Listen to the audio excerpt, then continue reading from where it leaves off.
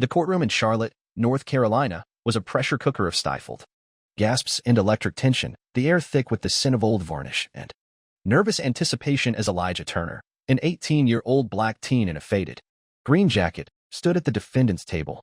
His hands gripped a small, worn brass keychain, his sister's lucky charm, a gift from her, before she vanished into the system, and his voice cut through the chaos, steady and unshaken. Your evidence breaks the Fifth Amendment. I've got proof you built this case on lies. Prosecutor Nathan Hargrove, a lean, sharp-eyed man with a smirk that could curdle milk, froze mid-taunt, his legal pad slipping from his fingers to slap against the floor. The jury jolted upright, their eyes widening as Judge Helen Marwood slammed her gavel, her stern face twitching with disbelief. You're out of line, Mr. Turner. Back that up, or sit down. Hargrove recovered, his smirk twisting into a sneer as he crossed his arms, his voice dripping with mockery. Proof? This kid's defense is a fairy tale, Your Honor. He's grasping at straws. But the gallery bailiff snickering, spectators whispering fell silent, their gazes locking on Elijah as he stood tall, the keychain glinting faintly in his grip. Moments ago, Hargrove had smirked through Elijah's every word, dismantling his defense with a predator's glee, but now that smirk was faltering, replaced by a flicker of unease. Just minutes earlier, Hargrove had strutted before the jury, painting Elijah as a drug runner caught with a stash, resisting arrest, another lost cause from the wrong side of town. The jury had leaned into his narrative, their nods mirroring his confidence. But now? Now they stared, doubt creeping into their faces as Elijah's words landed like a sledgehammer. Marwood leaned forward, her glasses slipping down her nose, her voice sharp with a mix of curiosity and irritation. You've got 10 seconds to explain, young man, or I'll end this right here. Elijah nodded, his jaw tight, his fingers tightening around the keychain as a quiet fire burned in his dark eyes. I'm not here to lose, Your Honor. I'm here for my sister, for what you let happen to her. Hargrove chuckled, a harsh, grating sound as he waved a dismissive hand. He's stalling with sob stories pathetic. But the jury's eyes shifted, curiosity replacing their earlier amusement. A woman in the front row clutching her pen as if ready to strike. The room tilted, something seismic was breaking, and they all felt it ripple through the air. Elijah wasn't just a defendant anymore. He was a force, armed with nothing but a keychain and a truth no one saw coming. Hargrove's smirk hung by a thread, Marwood's patience wavered, and the kid head mocked was about to unravel everything.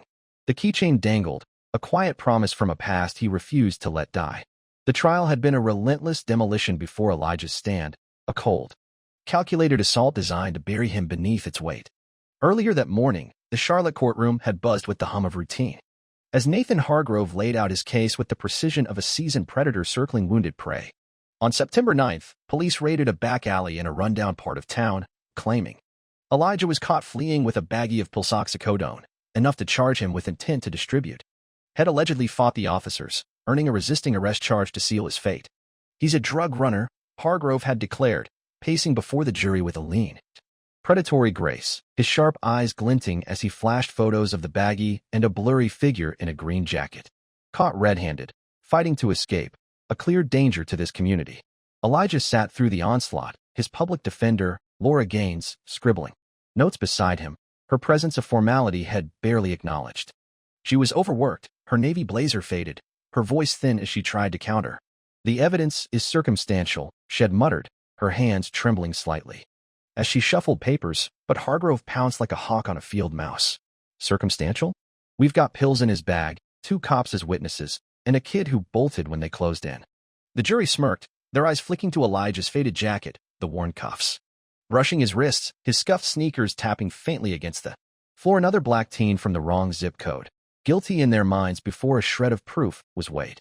Judge Helen Marwood tapped her pen against the bench, her stern face etched with impatience as she cut Laura off mid-sentence.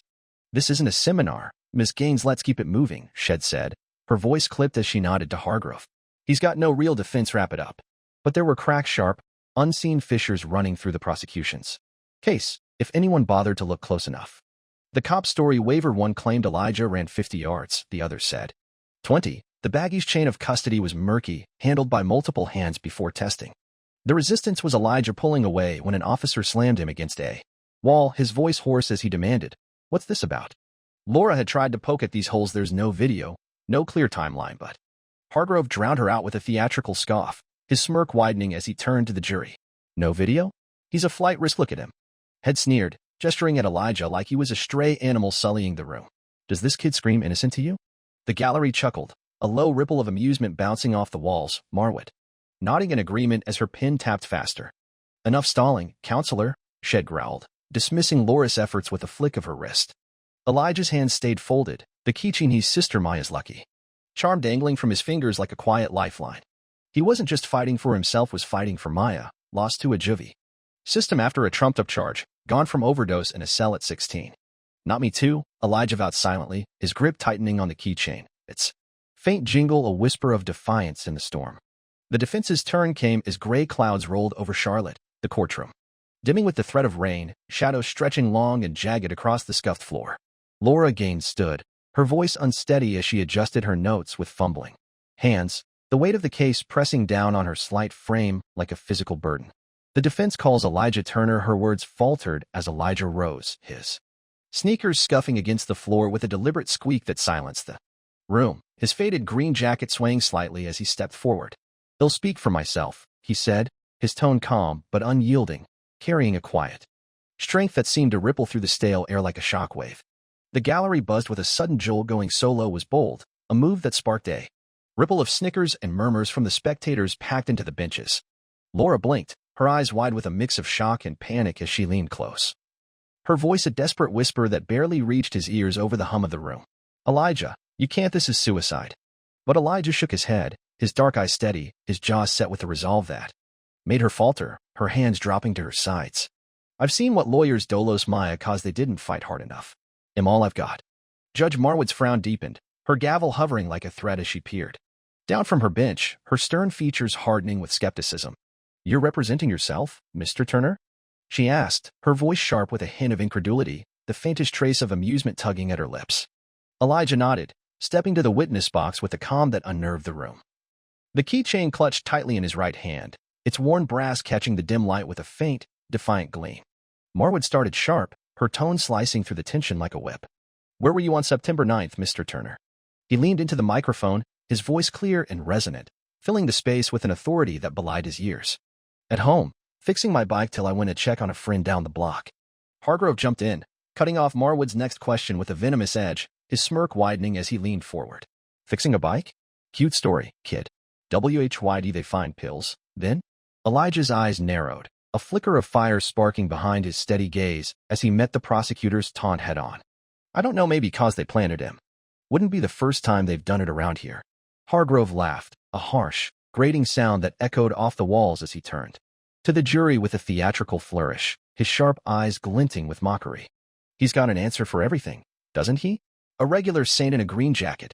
The gallery snickered, a juror in the back smirked faintly, but Elijah's face remained an unyielding mask of determination, his fingers tightening around the keychain as if drawing strength from its battered surface. Maya's voice whispering in his mind, "Stay lucky, Eli." Marwood tried again, her patience visibly thinning as she adjusted her glasses with a sharp flick. "Explain the arrest, then quickly." Elijah nodded, his voice steady as he recounted the night, each word laced with a quiet fury that simmered beneath his calm exterior. "Cops rolled up out of nowhere, no lights, no warning. They grabbed me, slammed me against a wall, tore my bag open. I pulled back when they wouldn't say why anybody would've." Hargrove pounced, his smirk twisting into a sneer as he leaned in, his voice dripping with disdain. "Resisting arrest, just like I said. You really expect us to swallow this sob story, kid?" That's when Elijah snapped, not with a shout, but with a precision that froze the room in its tracks, his words cutting through the noise like a blade. "Your evidence breaks the Fifth Amendment. I've got proof you built this case on lies." The laughter choked mid-breath, a sudden, suffocating silence descending like a curtain. Hargrove gaped, his jaw slackening in disbelief. Marwood blinked as if struck, and the jury straightened in their seats, their eyes widening with a mix of shock and intrigue. The judge's gavel crashed down, her voice booming over the stunned hush. "Order. You're on thin ice, prove it, or sit down." Hargrove tried to rally, his voice pitching higher as panic seeped through his cracks, his lean frame trembling slightly under the courtroom's harsh lights. "You're no lawyer, kid. Where'd you get that amendment garbage?" Elijah leaned forward, his tone cold and cutting, each word deliberate as he stared down the prosecutor with a gaze that burned through the smirk still clinging to Hargrove's face. "From my sister, she taught me to read the law after they locked her up on a bad bust, then let her die in juvie." He tapped the keychain, its worn brass surface a quiet testament to Maya's fight. Its faint jingle a sound that seemed to reverberate through the room like a call to arms. Fourth Amendment, no illegal searches. Where's their warrant for my bag? The gallery gasped, a sharp intake of breath rippling through the crowd like a wave. Jurors leaning forward as Hargrove sputtered, his composure fraying at the edges. This is irrelevant. Elijah cut him off, his voice rising with a controlled fury that silenced the room, his words echoing off the walls. Fifth Amendment, no punishment without due process. They had no cause, just grabbed me 'cause I'm black and from the alleys. The courtroom tilted on its axis, the weight of his words sinking in like stones into still water. Jurors glared at Hargrove, a woman in the front row muttering, "No warrant?" under her breath, her brow furrowing as she clutched her pen tighter. Judge Marwood pounded her gavel, her face flushing with a mix of irritation and unease, her stern voice trembling slightly at the edges as she fought to regain control. "Are you alleging misconduct, Mr. Turner?" she demanded, her glasses slipping further as she fixed him with a piercing stare. Elijah nodded, pulling a folded paper from his jacket. "Not the twist yet, just a spark to fan the flames," his hand steady despite the storm brewing around him. "Officer Daniels, 2 reprimands for planting evidence. Same guy who found the pills on me." The jury buzzed, a man in the second row hissing, "Dirty cop." His voice sharp with indignation, his fist clenching on the armrest as he shot a look at Hargrove. Hargrove slammed his table, his voice a desperate bark as he waved a trembling hand, his sharp eyes darting between Elijah and the jury. "This is a stunt. He's got nothing but fairy tales." But Elijah pressed on, his voice steady and unrelenting, each word a hammer. Strike against the prosecution's crumbling facade, his grip on the keychain tightening as Maya's memory fueled him. Sixth Amendment, I've got a right to face my accusers, not a setup. They broke every rule in the book. The gallery erupted, a wave of shouts and murmurs crashing through the room like a tide, jurors turning on Hargrove with a fury that drowned out their earlier amusement, their faces hardening as they leaned forward in their seats. They framed him. A woman in the back yelled, her voice raw with outrage, her hands shaking as she pointed at the prosecutor. Marwood roared for order, her gavel pounding like a drumbeat against the rising chaos. But Elijah's momentum was unstoppable, his presence growing larger with every word. "I learned this from Maya after they killed her with lies just like yours," he said, his voice dropping to a low, piercing growl that cut through the noise like a knife through flesh. Hargrove's face twisted in panic, his hands fumbling as he shouted, "He's making this up your nonsense." Elijah smirked, a faint, dangerous curve to his lips as he touched the keychain. Again, feeling Maya's strength surge through him like a current. "Check the law, Mr. Hargrove. I've had years to study since they took her from me and left me with this." The room was his now, the jury's anger a wildfire spreading fast, Hargrove's smirks suffocating under the weight of the truth head underestimated. The real bomb was still ticking inside that keychain, waiting to detonate and blow the case wide open. Dewey I Law 3. Climax, Elijah turns the tide, 1502, 4. Fallout and Humanity, 1002, VAV. Conclusion, 502, Cho Ka Chuyen. Prosecutor smirks at black teen's defense, then watches his case fall apart. Toi Teep Tuc Ap Dung Kak Kai Tien. Ong Luk Cia Nan, Balved Sin Chigai. Maya, How Kwa Sao Han Cho Nathan Hargrove, Sup O Tone Dien, Bu Tuong Hoa. Elijah Turner, Kwa Keychain. Kung Ka Truck Twist Teet Lo Tre Va Ending Goi Mo. Kak Fan Uoc Viet Bang Tiang On, and Baoang So Tu. Toi Yu Cho Tin Viral. Tren YouTube Voi Fong Catch Kitch Tin Va Cam Suck Man Me. The Charlotte courtroom crackled with tension, a storm brewing beneath the dim hum of overhead lights as Elijah Turner stood in the witness box, his faded green jacket a defiant banner against the polished chaos. The jury's eyes drilled into Prosecutor Nathan Hargrove, who gripped his table. With white-knuckled desperation, his sharp features glistening with sweat under the harsh glare. "You're banking on Officer Daniel's story," Elijah said, his voice steady and piercing, cutting through the thick air like a shard of glass through silk. "But the Fourth Amendment says no search without cause. Where's his proof I was running drugs?" Hargrove's smirk twisted into a grimace, his voice rising to a shrill pitch as he jabbed a trembling finger at Elijah. "This is pure fantasy. He's got no evidence, just a kid's wild tales." But Elijah held up the keychain, Maya's brass lucky charm, its surface worn from years of hope, and turned to the jury with a calm that belied the fire blazing in his dark eyes. Daniels has 2 citations for planting evidence, same guy who found the pills. The gallery buzzed with a low hum of disbelief, a juror in the front row leaning forward, her lips parting in a silent gasp as she exchanged a glance with the man beside her. Judge Helen Marwood slammed her gavel, the sharp crack reverberating off the wood-paneled walls, her stern face flushed with a mix of irritation and unease. "Substantiate that claim, Mr. Turner, or he'll shut this down right now." Elijah nodded, his fingers brushing the keychain, its faint jingle a quiet echo of Maya's unyielding spirit as sisterhood fought the system and lost everything. "Check the arrest log," he said, his tone unwavering as he locked eyes with the judge, his voice carrying a weight that silenced the room. "Daniels says he caught me at 11:20 p.m. with the baggie. But the alley's call came in at 11:00, 3 miles away. No car, no ride. How'd I get there so fast?" Hargrove sputtered, his words tripping over themselves in a frantic rush, his glasses slipping down his nose. He could have. Elijah cut him off, his voice rising just enough to drown the prosecutor's flailing. "No chance." Daniels lied plain as day. Jurors exchanged looks, a woman in the second row scribbling furiously on her notepad, her pen scratching audibly in the tense hush, while a man's jaw tightened, his eyes narrowing at Hargrove with a flicker of suspicion. Hargrove lunged forward, his voice a desperate bark as he waved his notes like a tattered flag. "The pills tie him to the crime, end of story." Elijah didn't flinch, his posture steady as he responded, his words measured but lethal. "I walk that alley every day. Me prints could be on anything. Fifth Amendment says you can't twist that into guilt without due process. Where's your chain of custody?" The room reeled, Hargrove's legal pad slipping from his grasp to thud against the floor, his lean frame trembling as he scrambled to regain control. "This is nonsense," he shouted, his voice echoing hollowly. But the jury wasn't nodding anymore. They glared, their earlier trust fracturing like ice under a hammer's blow. Elijah stood taller, the keychain a silent vow in his grip. "They want take me, Maya." The evidence was splintering, cracking under his relentless truth, and Hargrove's hold was slipping through his shaking hands like water through a sieve. Hargrove's voice pitched higher, a frantic edge clawing through his crumbling defenses as he pounded his table, his sharp eyes darting wildly under the courtroom's unforgiving lights. "He's a dealer. Pills. Flight. It's crystal clear." Elijah stepped down from the witness box, his sneakers thudding softly against the scuffed floor, and reached into his jacket pocket with deliberate calm, pulling out a crumpled bus ticket. "Hey, race what you didn't see coming," he said, his voice low but razor-sharp, slicing through the prosecutor's bluster like a blade through paper. "On September 9th, I was on a bus to see Maya's old counselor trying to get her records unsealed. This proves it."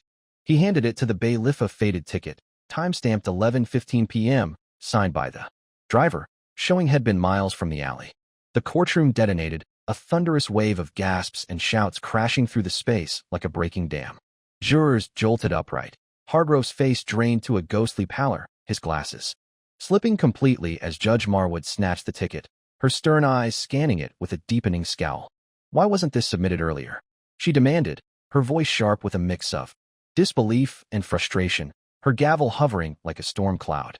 Elijah's gaze hardened, a flicker of grief flashing behind his steady resolve as he stood firm. "Because I didn't trust a system that let my sister die in juvie on a bad charge. She overdosed in a cell, and they called it her fault. I kept this close, learned that from her." Hargrove lunged forward, his voice a panicked shriek as he waved a trembling hand, his lean frame shaking like a leaf in a gale. "It's fake." He can't." Elijah cut him off, his tone rising with a controlled fury that silenced the room, his words ringing like a bell. "Call the driver, Mr. Rawls. Check the bus cam. I was riding when that alley got hit 3 miles away." The gallery roared, a juror in the back shouting, "He's got proof." His voice thick with indignation, his fist slamming the armrest in a burst of outrage. Marwood ordered the clerk to verify, her gavel pounding as the room held its breath, the air crackling with anticipation. Hargrove paced like a trapped animal, his polished shoes squeaking against the floor, his composure a shredded rag as he muttered under his breath, grasping at threads that weren't there. 10 minutes later, the clerk returned, her voice trembling as she clutched a printout, her hands shaking slightly. "Mr. Rawls confirms bus footage shows him at 11:18, Your Honor."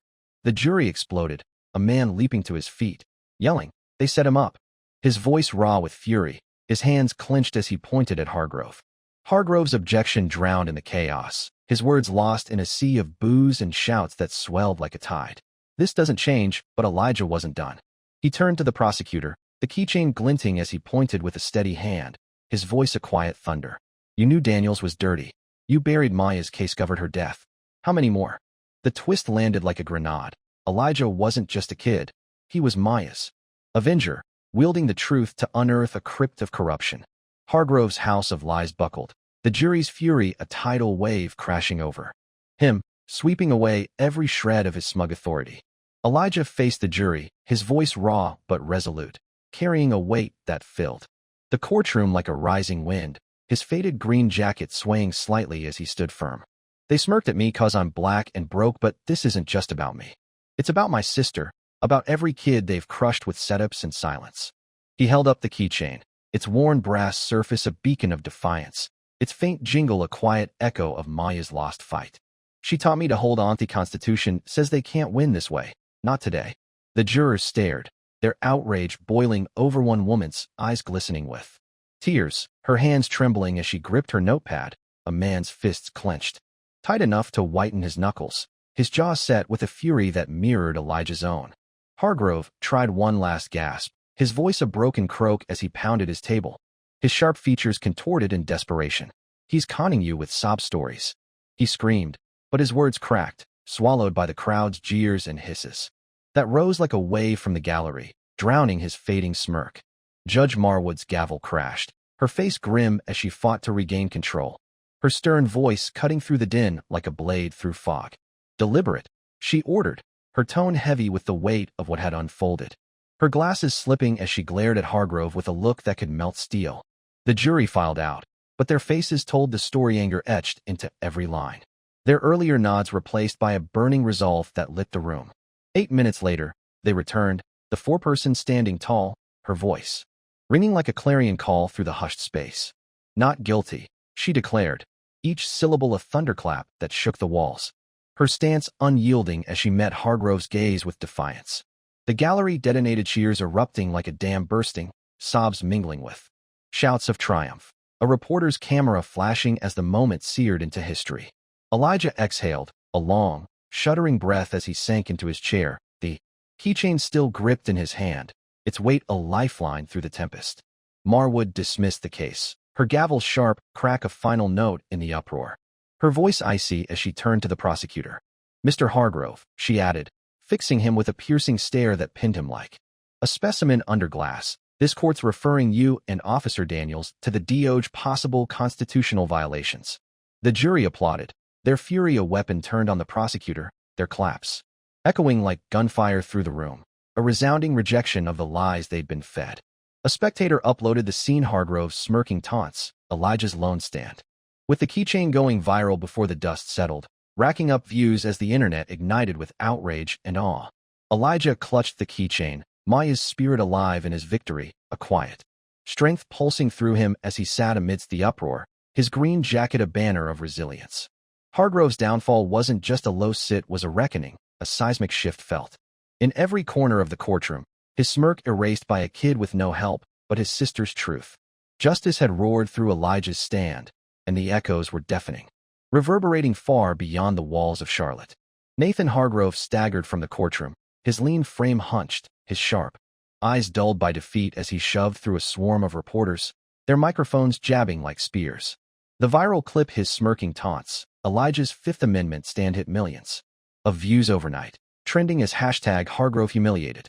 By morning, the Department of Justice launched a probe, peeling back a festering wound, doctored reports, bribes to Daniels, a decade of framing defendants to pad his conviction rate. The Charlotte DA fired him on live TV, his law license revoked in a hearing that drew a jeering crowd, their boos echoing through the broadcast. You've poisoned justice, the bar president spat, her voice slicing through the silence as Hargrove sat, head bowed, his once sharp career reduced to rubble. Lawsuits swarmed, families' head railroaded, like Maya's, draining his accounts too. Nothing. His sleek townhouse seized to fund restitution. His girlfriend walked out, her parting words cold as she packed her bags. I won't stay with a fraud. Alone in a rented room, Hargrove faced federal charges, Fourth and Fifth Amendment violations, up to 15 years. The final blow came when his law school scrubbed his name from its alumni list. A press release branding him a disgrace to the bar. He sat in the dim light, a broken shell, the keychain haunting his dreams. Kid's quiet defiance that had stripped him of everything: power, love, pride. The world turned away, leaving him a pariah, his ruin a stark warning carved in digital fire and jail cell steel. Elijah Turner stepped out into Charlotte's humid night, the keychain cool against his palm, reporters swarming but held back by his mom, Denise, her calloused hands pushing through the crowd with fierce pride. She pulled him into a tight embrace, her voice thick with tears and triumph. "Maya's cheering up there. Eli, you did her proud." He nodded, his throat tight as he fought back the sting in his eyes, the weight of her loss mingling with the victory. "I kept my promise, ma, for us." Offers flooded and overnight UNC Law sent a full scholarship. Community leaders begged him to speak at rallies. He chose law school, vowing to fight for sisters like Maya, lost to his system's cruelty. "No more kids left behind," he told Denise, clutching the keychain as they sat on their creaking stoop, the night air heavy with the scent of rain-soaked earth. The neighborhood erupted in celebration. Cookouts spilled into the streets. A mural of Elijah with the keychain rose on a brick wall, kids chanting "Keychain Kid" as they raced past.